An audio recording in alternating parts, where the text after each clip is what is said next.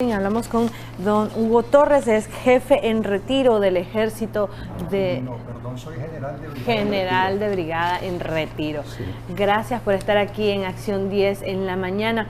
Me gustaría que nos diera su opinión alrededor de las sanciones y en particular una de ellas que fue hecha al... Óscar Mojica, entiendo que él mayor general en retiro, Óscar Mojica. Muchos creen que esta es una primera señal de advertencia hacia el ejército de Nicaragua y hay algunos analistas que en Confidencial, por ejemplo, decían que podrían venir sanciones a personas que están vinculadas con el ejército de Nicaragua. Este sería el siguiente paso por parte de Estados Unidos, sancionar al ejército. Bienvenido. Muchas gracias por la invitación, Jocelyn, Michelle. Procuro ver siempre su programa. Muchas gracias. Son muy buenos programas, ustedes son muy profesionales. A veces hay excepciones en algunos programas en cuanto a la calidad, tengo que decirlo, pero por lo general es muy buen programa de entrevistas, de opinión, de debate. Vea, todas las luchas contra la dictadura son complejas, son difíciles. Ninguna lucha contra ninguna dictadura es fácil. Así fue la lucha contra la dictadura de los Somoza, donde se combinó el elemento de la lucha armada con el elemento de la lucha política llevada a cabo por los partidos de la época, las organizaciones de la sociedad civil de la época, los sindicatos, etc. Hasta que culminó en una gran alianza para enfrentar al régimen dictatorial de los Somoza. Eso en el plano nacional. Lograr la unidad de las fuerzas nacionales es un punto clave. Y lograr el aislamiento internacional de la dictadura es otro punto clave. Así fue igualmente la lucha contra la dictadura de los Somoza. El padre Fernando Cardenal visitó el Congreso de Estados Unidos en 1977 para rendir un testimonio de los crímenes de la dictadura de los Somoza, de lo que estaba ocurriendo en Nicaragua, de la violación de los derechos humanos, de la falta de libertades.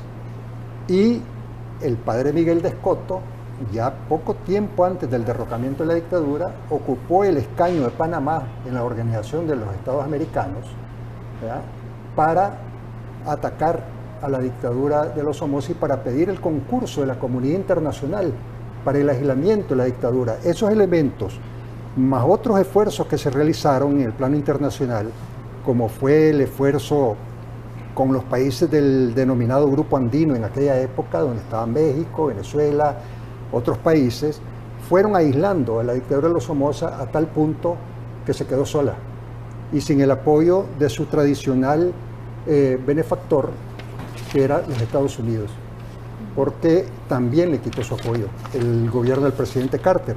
No es la excepción, por lo tanto, lo que está ocurriendo ahora. Estamos en presencia de una lucha contra un régimen dictatorial en este contexto nuevo, en este mundo de las redes sociales, además, que es un instrumento poderosísimo para esta lucha, y buscando acercar todas las posiciones a lo interno para terminar de conformar una gran unidad nacional para enfrentar en las próximas elecciones, desde ahora, para seguir reclamando la libertad de los presos políticos, que se cumplan los acuerdos suscritos el 27 de marzo, que no se han cumplido, y para entrarle al tema de la reforma electoral, el adelanto de las elecciones y la realización de las elecciones en un marco distinto. Ese es un esfuerzo que está también en marcha. No son sencillos estos esfuerzos, porque en este contexto nuevo, que es bastante diferente al de la época somocista, en un contexto de lucha cívica, pacífica, no de lucha armada, con tantos liderazgos nuevos, emergentes, a partir sobre todo de abril del año pasado, y apenas terminando de ser escarcelados los 777 presos de la lista inicial. Todavía quedan 91 presos en las cárceles. 7 de esos presos que quedan todavía son de la lista de la CIDH. Entonces, todo esto no es así tan fácil como hacer un muñeco de plastilina, ¿no? Que se le da forma, no. Hay que ir acercando posiciones para lograr conformar esa gran unidad nacional. Don Pero Hugo, sí hay oposición y hay oposición fuerte. precisamente el gobierno ha insistido o ha dicho que estas medidas de los gobiernos y de las organizaciones internacionales son medidas intervencionistas y a mí me llama poderosamente la atención que en otras ocasiones el gobierno actual junto con el partido de gobierno también utilizó estos mecanismos precisamente para derrocar a una dictadura. En realidad estas medidas de los organismos internacionales son medidas intervencionistas. Ese es el viejísimo discurso de la época de la Guerra Fría, porque se quedaron en aquel momento con su discurso. Le acabo de poner dos ejemplos de la llegada del padre Fernando Cardenal al Congreso de los Estados Unidos, ¿verdad? Y de la llegada del padre Miguel de Escoto, que después sería canciller de la República, a la OEA, precisamente para pedir el concurso de la comunidad internacional para el aislamiento de la dictadura. ¿Fueron medidas intervencionistas esas? Habría que preguntarse ahora. No, ese es un aspecto. Y el otro aspecto es que el concepto de soberanía ha venido evolucionando en el tiempo. ¿Qué es lo que argumentan en la OEA? Aquel viejo concepto que se circunscribía a la defensa del territorio nacional, a la defensa del modelo político de gobierno que adoptaba cada sociedad, todo eso ha ido evolucionando en la medida en que la sociedad ha ido avanzando hacia estadios de civilización mayores. Y la preeminencia hoy de los derechos humanos es el máximo grado de soberanía al que se puede aspirar. El respeto a los derechos humanos de primera, segunda, tercera y cuarta generación es el concepto más sublime, si queremos verlo en otros términos, de soberanía al que se puede aspirar. No se puede, por lo tanto, alegar respeto a la soberanía, que quiere decir déjenme seguir matando, déjenme seguir encarcelando, déjenme seguir torturando, déjenme seguir obligando a que decenas de miles de nicaragüenses se tengan que ir de su país, déjenme seguir hundiendo la economía del país, ¿verdad?, hasta llevarla a la debacle total, en aras de la defensa supuestamente de la soberanía. Eso ya no aplica ya en estos tiempos. Entonces el respeto a los derechos humanos es, repito, el grado máximo de soberanía. Naciones Unidas discutió y aprobó en el 2005, y hace poco lo refrendó en la última Asamblea General, lo que se conoce como la obligación de proteger. La obligación de proteger está referida precisamente al tema de los derechos humanos, particularmente o preeminentemente, en el sentido de que si en un país se están violentando los derechos humanos de forma sistemática, como es el caso de Nicaragua, se está desmantelando el Estado de Derecho, se está atentando contra el régimen democrático, cualquier país puede alegar en cualquier foro internacional la obligación de proteger a esa ciudadanía que está siendo agredida tan violentamente, como es el caso de la ciudadanía nicaragüense. Entonces, ese es otro elemento nuevo que no existía en los años 70. Yo quería preguntarle sobre las recientes declaraciones de Almagro, secretario de la Organización de Estados Americanos, que han sido bastante cuestionadas, interpretadas por unos como que ¿qué pasó?, porque cambió de opinión, e interpretadas por otros como que es un gesto de diplomacia para ver si así el gobierno del presidente Ortega decide tener mayor voluntad de negociación y, más allá de negociación, de cumplimiento de lo ya acordado. Número uno, eso, y número dos, a su juicio, ¿qué ha pasado con la clase política llamada de oposición en nuestro país y qué papel podrían tener en todo esto? Lo menos que se puede decir de las declaraciones del secretario general Almagro, que ya lo han dicho otros, es que fueron desafortunadas sus declaraciones, porque crearon una gran confusión. Si lo que quiso decir, ¿verdad?, era que entre Guatemala y Guatepeor, refiriéndonos a Nicaragua y a Venezuela, Guatepeor estaba peor que Guatemala, lo dijo muy mal, ¿verdad?, lo dijo muy mal, ¿verdad?, de tal manera que se interpretan sus declaraciones como un contrasentido con la misma posición que ha tenido la OEA recientemente y con declaraciones recientes del mismo Almagro. ¿verdad? Donde señalaba que era buen paso haber sacado los presos políticos, pero que todavía quedaban otros y que no se habían limpiado todavía los expedientes. Las causas están abiertas, ¿verdad? No, o sea que esos excarcelados no están realmente totalmente libres. Pero además de eso, es una contradicción con los informes de los propios organismos de la OEA, ¿ya? Y de la Comisión Interamericana de Derechos Humanos. El MECENI, el GIEI, para hablar de organismos de la OEA, han rendido informes donde queda claramente establecido, ¿ya? Que aquí se han cometido crímenes de lesa humanidad. Está muy bien, además, fundamentado, y eso se complementa con el informe que la Misión para los Derechos Humanos del Alto Comisionado de las Naciones Unidas, que no pudo rendir el informe aquí porque los corrieron antes, también rindió, donde coincide en esta apreciación de las violaciones de los derechos humanos y de la falta de libertades públicas. Si queremos seguir sumando, el último informe de Human Rights Watch, que es demoledor, ¿verdad? Pues sumémosle también, y el informe anterior de Amnistía Internacional igualmente. Entonces, todas estas organizaciones internacionales, pero particularmente las de la OEA, para hablar en el ámbito del secretario general Almagro, han sido clarísimas, clarísimos sus informes en que aquí hay una violación sistemática de los derechos humanos, que aquí hay una alteración del orden democrático, ¿verdad? Que es suficiente causal para poner en la picota internacional, en el ámbito del derecho internacional, de las relaciones internacionales, al régimen de Ortega. Además de desafortunadas, ¿qué podemos leer de estas declaraciones? ¿Será que fue un gesto de diplomacia para ver si el gobierno puede negociar o cumplir acuerdo, o será que hay una posición confusa en la mente del secretario? Mauricio Díaz de C por L y explicaba que, o él también cuestionaba un poco la posición de Almagro y decía que tal vez la intención sea que el gobierno se abra y permita el ingreso de esta comisión que estaría siendo formada una vez aprobado el proyecto de resolución que se dio a conocer. Entonces, Mauricio Díaz especulaba un poco o analizaba esta situación.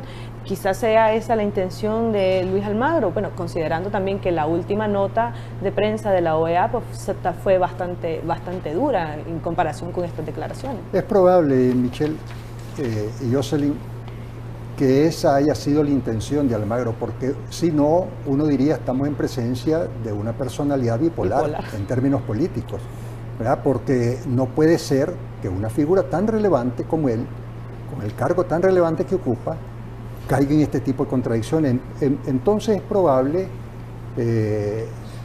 dando el beneficio de la duda, de que la intención de él haya sido esa, dejar abierto un portillo, una escalerita, para que la agarre Ortega y pueda, a través del proceso de negociación, tratar de encontrar una salida de esta crisis. Creo que es muy probable que esa haya sido la intención. Lo que le preguntaba sobre el papel de la clase política de nuestro país, de los llamados partidos de oposición, otros le llaman a algunos de ellos o a la mayoría de ellos partidos zancudos. ¿Qué relevancia, qué papel pueden tener en todo esto? Efectivamente, estamos en presencia de lo que se conoce como una crisis del sistema de partidos políticos, aunque sería injusto decir que todos los partidos políticos están en crisis. Son dos cosas diferentes, ¿verdad? Esta es una crisis que no es de ahorita, que ya viene arrastrándose desde que determinados partidos asumieron el poder y desde allí comenzaron a desmantelar el régimen democrático, la institucionalidad democrática. El pacto fue un atentado al corazón de la institucionalidad democrática y una de las causales fundamentales de la situación que hemos estado viviendo con estos trágicos resultados, sobre todo a partir de abril del año pasado, pero la crisis viene de atrás.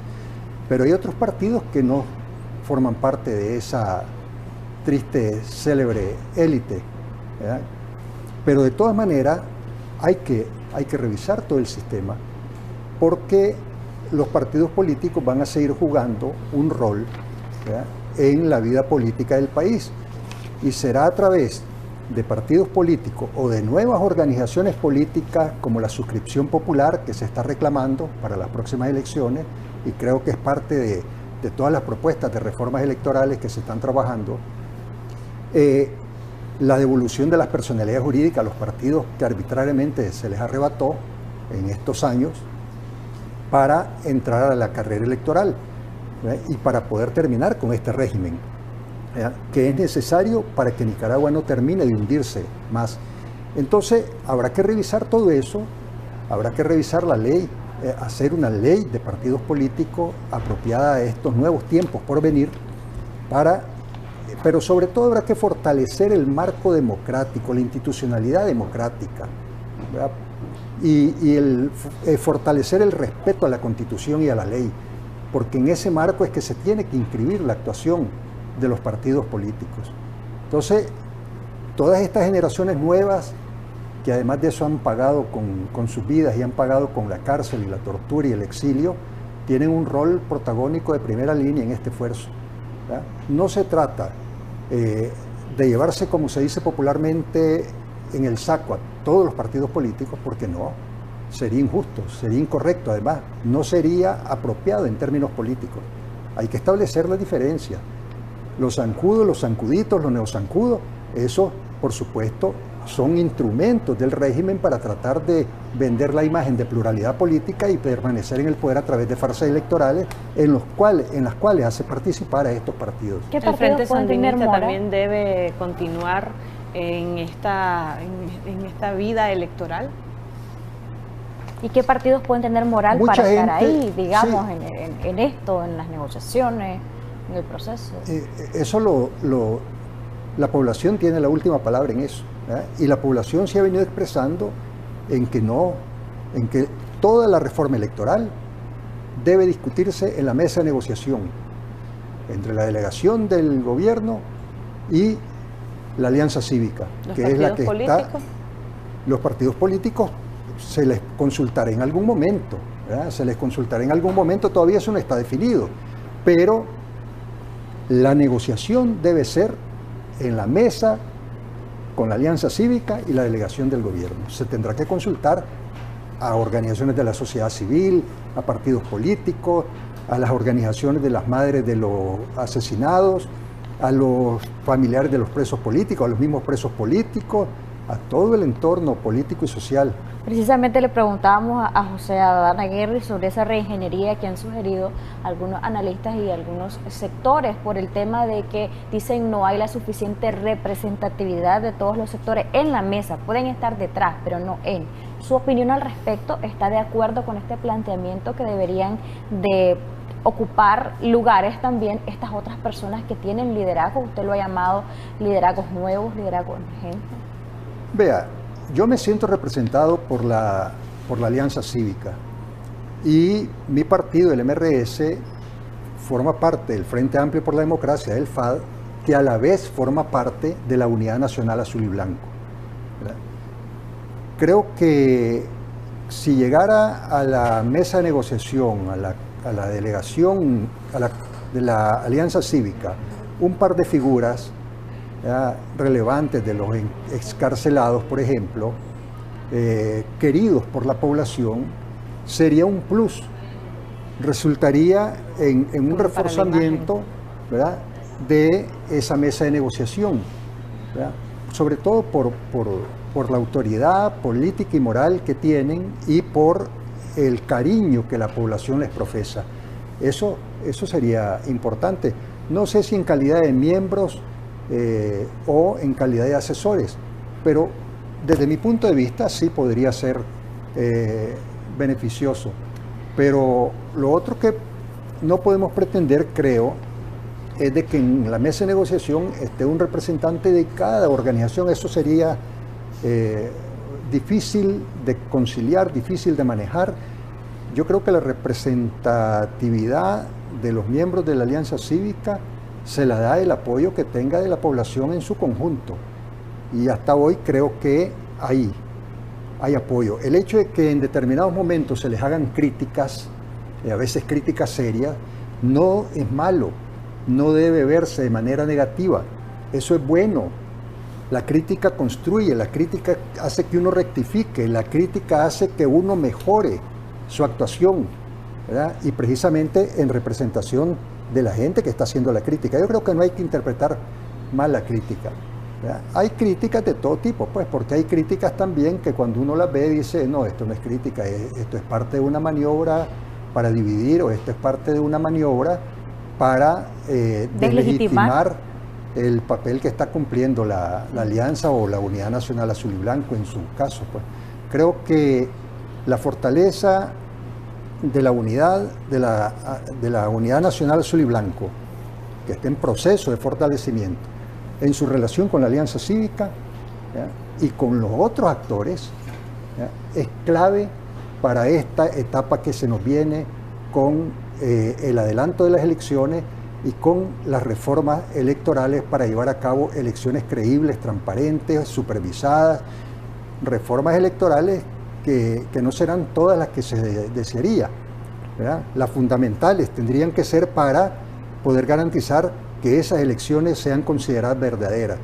Creo que esto es clave para poder salir de este atolladero en que nos ha metido el régimen. Con Ortega en el poder no hay salida para los problemas de Nicaragua, solamente hay un horizonte más oscuro, un horizonte de más desgracia, un horizonte de más represión, un horizonte de más hundimiento de la economía, ¿verdad? Así es que urge llevar adelante este proceso electoral.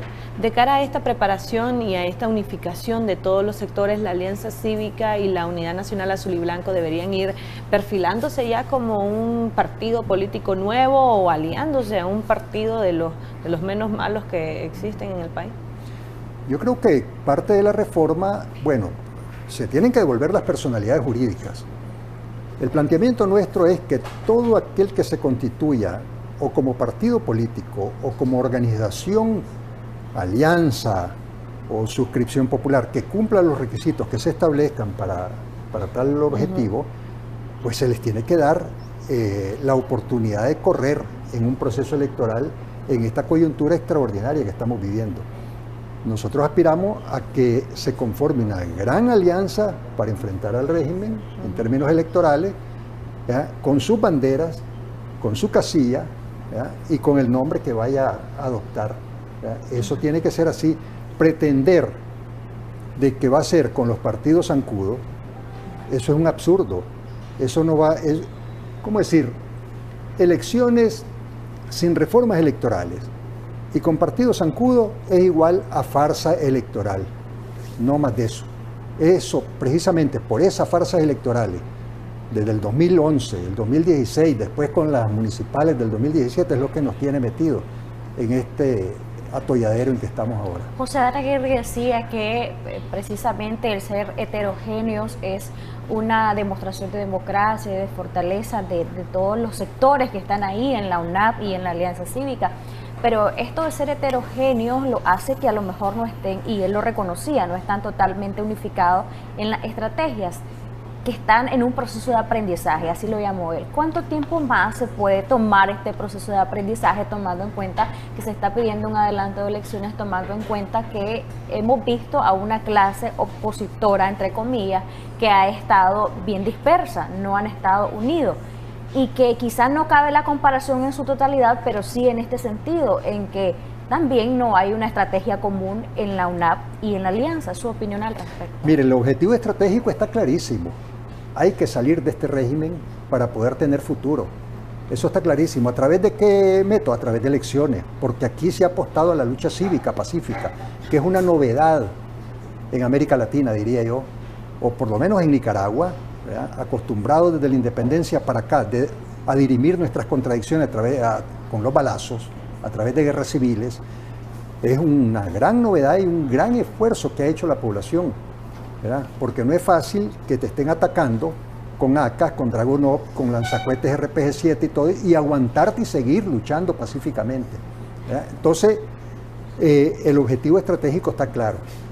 ¿Cómo lograrlo? A través de un proceso electoral, elecciones adelantadas, reforma del sistema electoral.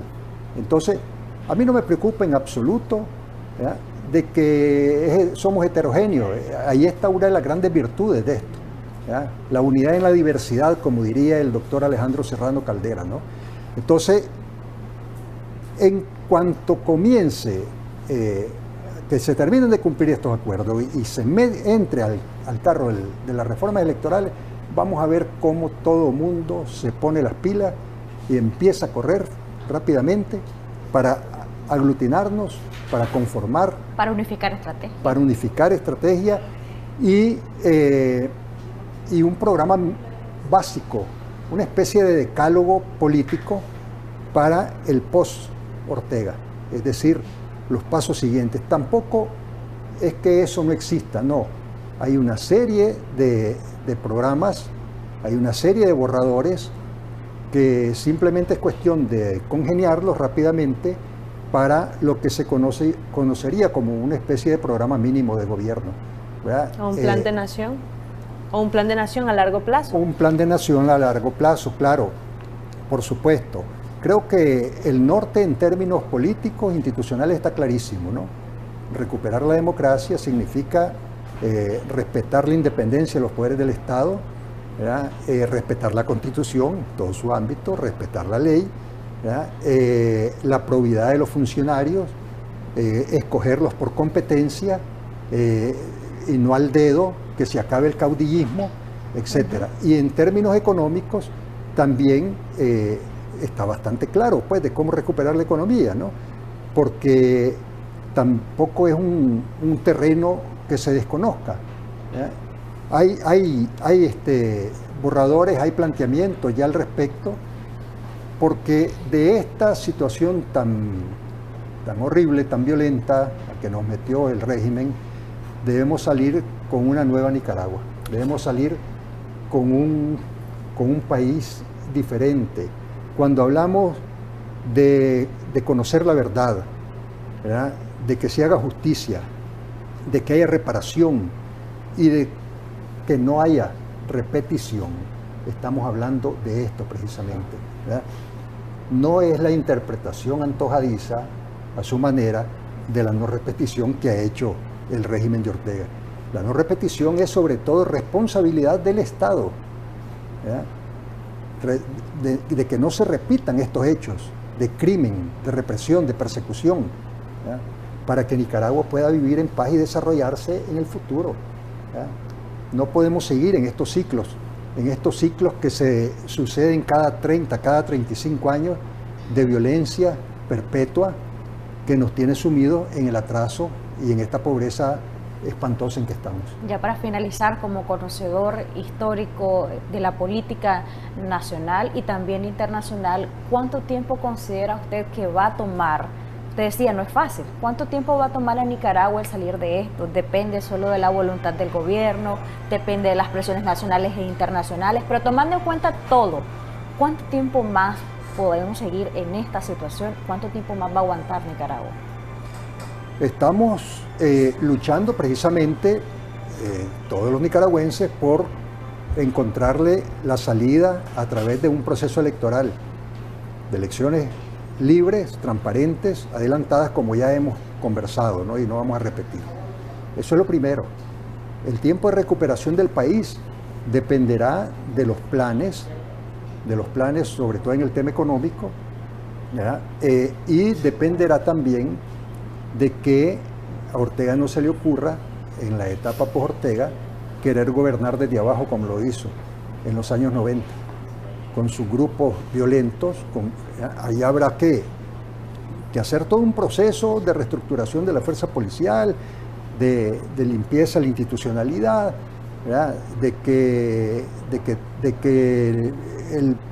el Ministerio Público cumpla como debe cumplir su papel, de que los jueces cumplan como deben cumplir su papel y no que se conviertan o sigan actuando como pelotón de fusilamiento judicial como lo han venido haciendo ahora. No, ahí eso hay tarea para rato, realmente hay trabajo bastante para el futuro, pero lo primero es que haya elecciones adelantadas, transparentes, para cambiar el gobierno, para cambiar el sistema político. Gracias por habernos acompañado, un placer. Siempre bienvenido a Acción 10 en la mañana. No. Gracias. Un placer estar con ustedes acá. Igualmente.